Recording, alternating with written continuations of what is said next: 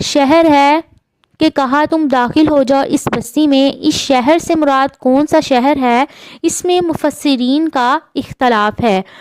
بعض نے اس شہر سے مراد بیت المقدس لیا ہے اور بعض نے اس سے مراد اریحہ لیا ہے۔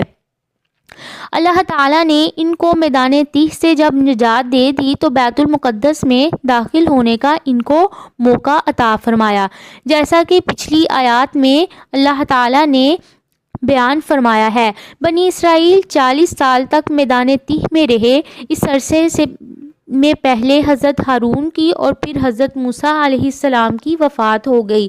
حضرت موسیٰ علیہ السلام کے بعد حضرت یوشع بن نون نے قوم عمالقہ سے جہاد کیا اور بنی اسرائیل جو تھے وہ زندہ بچ گئے تھے۔